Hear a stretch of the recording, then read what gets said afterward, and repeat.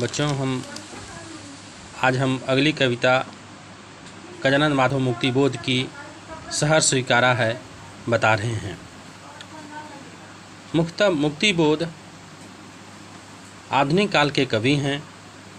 मुक्तिबोध सामयिक चेतना के कवि माने जाते हैं, अतः उनके काव्य में विषय वैविध्य है। समसामयिक चेतना उनके काव्य की प्रमुख विशेषता है।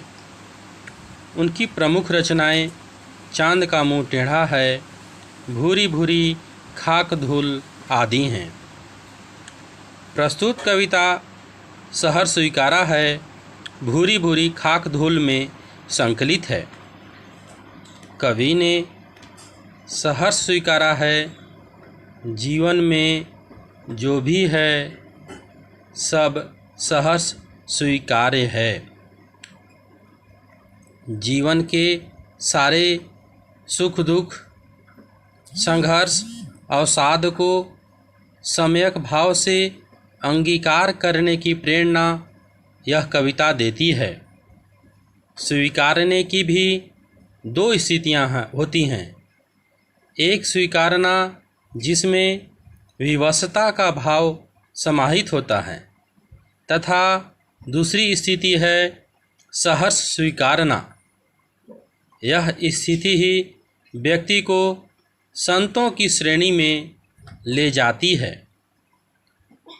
दूसरी पद में कह रहे हैं कवि कि जब मनुष्य सहते सहते जब व्यक्ति की संवेदना सूख जाती है या मर जाती है तो सब कुछ सहना एक आदत सा हो जाता है और फिर मोह से मुक्ति की कामना जाग उठती है। विस्मृति की गहरी स्थिति उभर आती है और व्यक्ति विस्मृति के गर्भ में ही डूब जाना चाहता है। यह आवश्यक भी है, क्योंकि यदि भूलेगा नहीं तो फिर उसका जीना मुश्किल हो जाएगा। इसलिए भूलने का दंड होने के बावजूद पुरस्कार मानकर ही ग्रहण करना चाहिए। अतः हम कह सकते हैं कि उनकी यह कविता भाषा की सरलता लिए हुए विचारों की गहराई के कारण यह कविता सर्वश्रेष्ठ है। धन्यवाद।